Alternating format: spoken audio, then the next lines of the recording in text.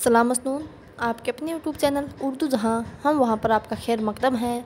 तो चलिए आज हम कुछ सवालात करते हैं। यह सवालात यूजीसी नेट के अलावा उर्दू से मुतालिक जितने भी इम्तहानात होते हैं उन सभी के लिए बहुत ही मुफीद व कारआमद साबित होंगे इंशाल्लाह। तो इसलिए अच्छे से जहन खोल कर इनको पढ़िए और दिमाग की मेमोरी में इसे सेव कर लीजिए। तो देखो पहला सवाल देखिए, मौलवी अब्दुल हक ने चमिस्तान शेरा मरतब करके कब शाये किया था? कायम चांदपुरी का यह तज़किरा है चमिस्तान शेरा। तो मौलवी अब्दुल हक ने इसे मरतब किया, यह भी ध्यान में रखें। किसने मरतब किया? मौलवी अब्दुल हक ने। और चमिस्तान शेरा किसका तज़किरा है? तो कायम चांदपुरी का। तो कब मरतब करके कब शाये किया था? तो इसे शाये किया था 1928 ईस्वी में। ठीक है। अगला सवाल देखिए, निक़ाद का फ़र्ज़ है कि वह समाजी और शख्सी ख़यालात व निज़ाम की दुनिया को तबाह होने से बचाए। यह किसका कौल है कि निक़ाद का फ़र्ज़ है कि वह समाजी और शख्सी ख़यालात व निज़ाम की दुनिया को तबाह होने से बचाए? तो यह कलीमुद्दीन अहमद का कौल है। इनकी पैदाइश 1908 ईस्वी में हुई थी और 1983 ईस्वी में इनकी वफ़ात हुई थी। अपनी तलाश में इनकी खुदनविश्त है। उर्दू तनकीद पर एक नज़र, अमली तनकीद, उर्दू नस्र पर एक नज़र, सुखनहाय गुफ्तनी, ये इनके तनकीदी मुजामिन है। ठीक है। अगला सवाल देखिए, रक़आत उर्दू किसकी तसनीफ़ है? रक़आत उर्दू किसकी तसनीफ़ है? तो यह है मौलवी अब्दुल हक की। 1870 ईस्वी में इनकी पैदाइश हुई थी और 1961 ईस्वी में इनकी वफ़ात हुई थी। चंद हम असर इनके खाकों का मजमू है जिसमें 14 खाके हैं। नामदेव माली और इसके अलावा नूर खां, गुदड़ी का लाल, वो इन्हीं में शामिल हैं। तो रक़आत उर्दू मौलवी अब्दुल हक की तसनीफ़ है। ठीक है। अगला सवाल देखिए, मसनवी पदम राव में उन्वान की तादाद कितनी है? किसकी मसनवी है ये? बहमनी दौर की सबसे पहली मसनवी है। दक्कनी अदब की भी पहली मसनवी है और बहमनी दौर की भी। पदम राव निज़ामी बेदरी की है। तो इसमें उन्वान की तादाद कितनी है? तो 29। ठीक है। अगला सवाल देखिए, बड़े लोगों ही के हालात लिखने और पढ़ने के काबिल नहीं होते बल्कि गरीबों में भी बहुत से ऐसे होते हैं कि उनकी ज़िंदगी हमारे लिए सबक आमोज हो सकती है। इंसान का बेहतरीन मुताला इंसान है। यह कौल किसका है? और बहुत ही अच्छा कौल है, क्योंकि जब खाके लिखे जाते हैं उसी से मुतालिक है। तो मौलवी अब्दुल हक ने नामदेव माली, जो कि एक माली था, उसका खाका इतने अच्छे अल्फाज में उन्होंने तहरीर किया था कि बस आप उस खाके को ज़रूर पढ़ें। आप खुद को ही पता चल जाएगा कि जो बड़े लोग होते हैं वही हकदार नहीं होते कि उनकी स्वानह या उनका खाका लिखा जाए। बहुत सी ऐसी खासियत छोटे लोगों में भी होती है। ठीक है। तो नामदेव मालिक जो मालिक था, तो उसके बारे में मौलवी अब्दुल हक ने इतना ज़बरदस्त खाका लिखा है कि पढ़े तो बस पढ़ते ही रह जाए। ठीक है। तो वो ये इतनी बात ये ध्यान में रखना कि बड़े लोगों ही के हालात लिखने और पढ़ने के काबिल नहीं होते बल्कि गरीबों में भी बहुत से ऐसे होते हैं कि उनकी ज़िंदगी हमारे लिए सबक आमोज हो सकती है। इंसान का बेहतरीन मुताला इंसान है। यानी हम भी उनको जब हम पढ़ते हैं तो हमारे अंदर भी यह ख्वाहिश होती है काश हमारे अंदर भी ये सिफ़ात मौजूद होते। अगला सवाल देखिए, मौलवी अब्दुल हक ने क़ाइदे उर्दू की कितनी फ़सलों में तकसीम किया है? क़ाइदे उर्दू को कितनी फ़सलों में तकसीम किया है? तो क़ाइदे उर्दू किसकी है? मौलवी अब्दुल हक की है। ठीक है। तो इसे 4 फ़सलों में तकसीम किया है। अगला सवाल देखिए, अफ़लातून शायरी को कितने हिस्सों में तकसीम करता है? अफ़लातून शायरी को कितने हिस्सों में तकसीम करता है? तो अफ़लातून शायरी को 3 हिस्सों में तकसीम करता है। शायरी शाह और ऐन और री, ऐसे हिंदी में लिखते हैं ना शायरी। तो 3 नाम हो गए।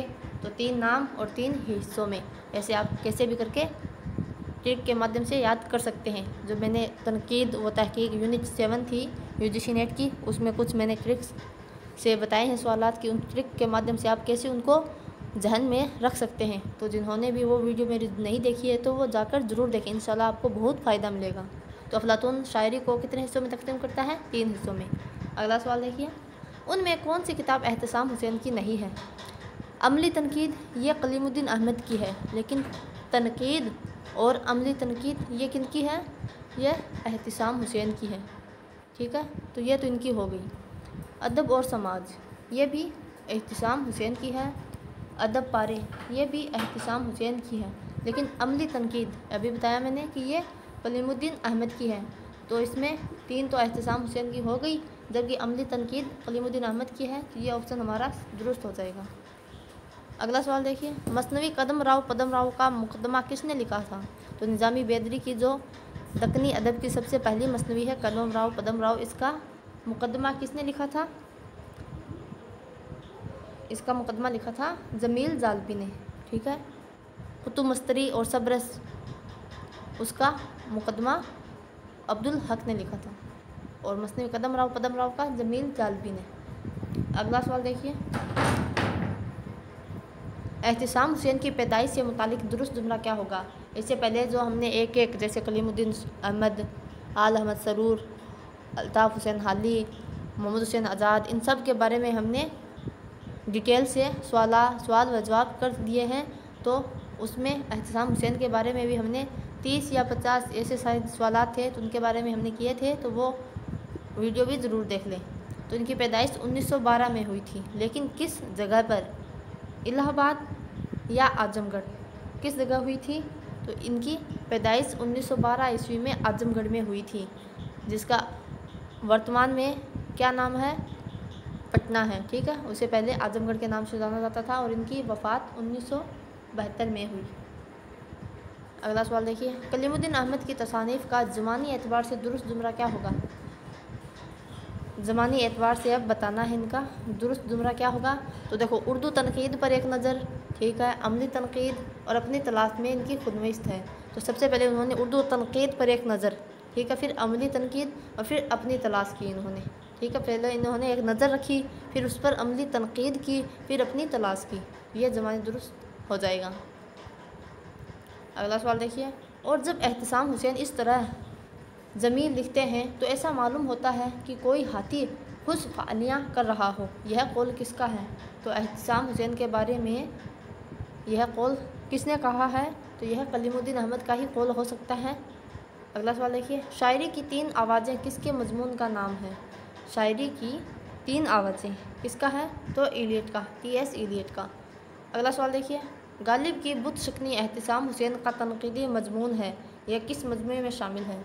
गालिब की बुत शिकनी ये एहतिसाम हुसैन का तनकीदी मजमून है। गालिब की बुत शिकनी ऐसे भी पूछा जा सकता है, गालिब की बुत शिकनी किसका तनकीदी मजमून है? तो एहतिसाम हुसैन का। ठीक है, तो यह एक तनकीदी मजमून है, गालिब की बुत शिकनी एहतिसाम हुसैन का। यह किस मजमूए में शामिल है? तो एतबार नज़र, अदब और समाज, तनकीदी जायज़े, ज़ौक़, अदब और शऊर, ये चारों ही एहतिसाम हुसैन के मजमूए हैं। तो इनमें से किस में यह गालिब की बुत शिकनी शामिल है? तो यह एतबार नज़र। ठीक है, बाकी इनको भी ध्यान में रखिए, अक्सर पूछा जाता है कि कौन सी तसनीफ़ किसकी है? तो एतबार नज़र, अदब और समाज, तनकीदी जायज़े, तनकीदी हाशिए वो मजनू गोरखपुरी की है, और तनकीदी जायज़े यह एहतिसाम हुसैन की है, और ज़ौक़, अदब और शऊर। अगला सवाल देखिए, इसके अलावा रिवायत और बगावत वो भी एहतिसाम हुसैन की है, कई बार पूछी जा चुकी है। ठीक है, इनमें कौन सा जुमला दुरुस्त है? अमली तनकीद एहतिसाम हुसैन की, एहतिसाम हुसैन की तनकीद और अमली तनकीद कलीमुद्दीन अहमद की है, तो ये हमारा नहीं होगा। साहिल और समंदर ये किसका है? ये एहतिसाम हुसैन का सफ़रनामा है, आल अहमद सरूर का नहीं है, ये भी गलत हो जाएगा। अस्वात और नफ़ी ये कलीमुद्दीन अहमद की नहीं है। एतबार नज़र ऊपर हमने देखा ये एहतिसाम हुसैन की है, तो ये हमारा दुरुस्त हो जाएगा। अगला सवाल देखिए, मौलाना ज़फ़र अली ख़ान की किताब जंग रूस व जापान के मुकदमे लिखने के बाद किस मुहक्किक की तसनीफ़ व तालीफ़ का सिलसिला शुरू होता है? तो मौलाना ज़फ़र अली ख़ान की किताब जंग रूस व जापान किसकी तसनीफ़ है? जंग रूस व जापान, तो मौलाना ज़फ़र अली की। ज़फ़र अली को इनका रिसाला ज़मींदार जो लाहौर से निकलता था, इसे पाकिस्तान का क्या कहा जाता है? सहाफ़त निगार। ठीक है, तो पाकिस्तान का सहाफ़त निगार ज़फ़र अली ख़ान को कहा जाता है। तो इनके जंग रूस व जापान के मुकदमे लिखने के बाद किस मौक़िफ़ की तसनीफ़ व तालीफ़ का सिलसिला शुरू हुआ? किसका? तो मौलवी अब्दुल हक। ठीक है, अगला सवाल देखिए।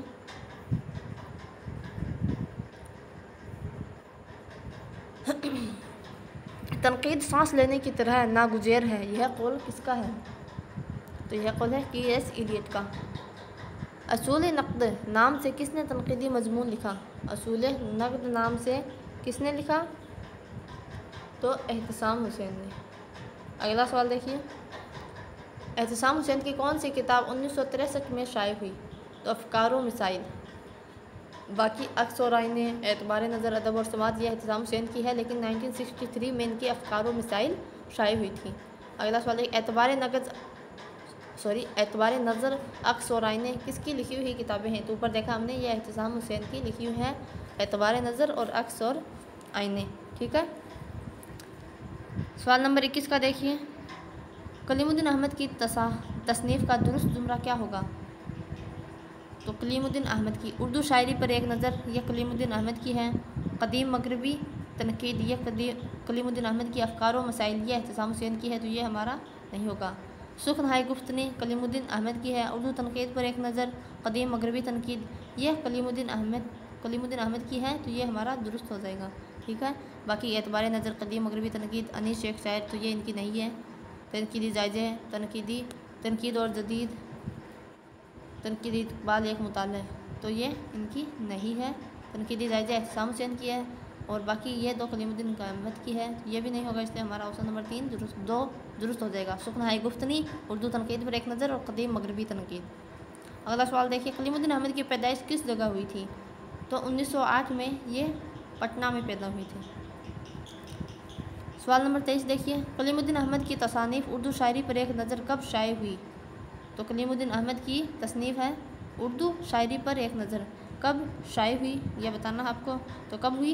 ये 1940 में। ठीक है, सवाल नंबर 24 देखिए। मैं यह नहीं कहता कि पैगाम और शायरी में कोई बैर है, शर्त यह है कि पैगाम शायरी तजुर्बा बन जाए, यह कौल किसका है? यह कौल है कलीमुद्दीन अहमद साहब का। ठीक है, कि मैं यह नहीं कहता कि पैगाम और शायरी में कोई बैर है, शर्त यह है कि पैगाम शायरी तजुर्बा बन जाए। अगला सवाल देखिए। थोड़ा ब्लर हो रहा है, चलो फिर भी देखते हैं, आप लोगों को समझ में आना। अगर दिखने में थोड़ी दिक्कत है तो कोई नहीं, मैं जो बोल रही हूँ उस पर फोकस करें। मसनवी कदम राव में मच्छंदर का अघोरनाथ से क्या रिश्ता है? तो मसनवी कदम राव निज़ामी बेदरी के, उसमें मच्छंदर का अघोरनाथ, ये किरदारों के नाम है, मच्छंदर और अघोरनाथ से क्या रिश्ता है? इन दोनों का आपस में क्या रिश्ता है वो आपको बताना है। तो इन दोनों का आपस में ये मच्छंदर अघोरनाथ का बाप है। ठीक है, अगला सवाल देखिए। किस निकाद ने उर्दू तनकीद के वजूद को महज फर्जी इक़्लिदस का नुक्ता ख़याल और माशूक़ की मुहम्म कमर से ताबीर किया है? तो किस निकाद ने उर्दू तनकीद के वजूद को महज फर्जी इक़्लिदस का नुक्ता ख़याल और माशूक़ की मुहम्म कमर, तो कौन कह सकता है?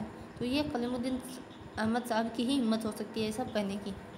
और वह अच्छे निकात है ये, दूध का दूध और पानी का पानी, अगले को मतलब कितना ही बुरा क्यों ना लगे, वो साफ बात अगले के मुंह पर करने वाले थे।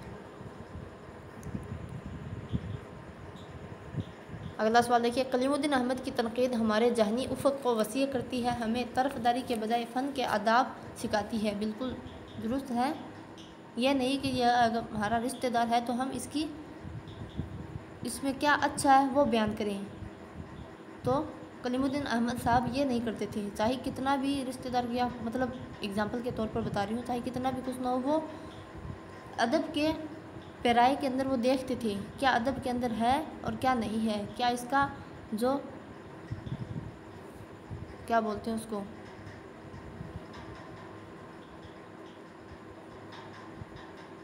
जो मकसद, हाँ जो मकसद वो पूरा कर रही है या नहीं, उसको वो देखते थे। ठीक है, तो कलीमुद्दीन अहमद की तनकीद हमारे जहनी उफ़क़ को वसी करती है, हमें तरफदारी के बजाय फ़न के आदाब सिखाती है। यह किसका है? तो यह आलम अहमद सरूर का है। अगला सवाल देखिए। उनमें कौन सी किताब कलीमुद्दीन अहमद की नहीं है? तो सुखनहाई गुफ्तनी है, 25 नज़में ये भी है, 2 तज़किरे ये भी है, लेकिन सलसबील ये आल अहमद सरूर की है। ये नहीं होगा, तो ऑप्शन नंबर 1 हमारा दुरुस्त हो जाएगा। ठीक है, अगला सवाल देखिए, अला अदब और अला तनकीद की पहचान यही है कि ज़िंदगी के हुस्न और तवानाई को समझने और उसे उभारने में मदद मिलती है। यह कौल किसका है? यह कौल है एहतिसाम हुसैन का, कि अला अदब और अला तनकीद की पहचान यही है कि ज़िंदगी के हुस्न और तवानाई को समझने और उसे उभारने में मदद मिलती है। अगला सवाल देखिए, बेशतर उर्दू वाले अपने बच्चों को उर्दू पढ़ाना ज़रूरी नहीं समझते। इस सिलसिले में सबसे अंदवानाक सूरत हाल यह है कि उर्दू के जो बड़े और मशहूर लिखने वाले हैं, अदीब हैं, शायर हैं और उस्ताद हैं, उनमें से बेशतर के बच्चे उर्दू से नावाकिफ़ हैं। इसी तरह हम उर्दू वाले ही उर्दू ज़ुबान का दायरा छोटा करते जा रहे हैं। नई नस्ल उर्दू ज़ुबान की तरफ राग़िब हो सकती है, यह शर्त है कि नई नस्ल के वालिदैन और इस्तिज़ा अपनी अपनी जिम्मेदारियों को पूरा करें। यह कौल किसका है? अच्छा कौल है ये उर्दू के बारे में, तो यह रशीद हसन खान का है। वही रशीद हसन खान है जिन्होंने मसनवी, गुलजार नसीम और शहरुल बयान को मरतब किया था। तबीयत वापस से थोड़ी गड़बड़ा रही है, सवाल करें या फिर यहीं पर छोड़ दें, देखते हैं। चलो 1-2 सवाल और देखते हैं। ये ज़ुकाम भी है ना, जाने का नाम ही नहीं दे रहा। अगला सवाल देखो, मसनवी कदम राव पदम राव किस बहर में है?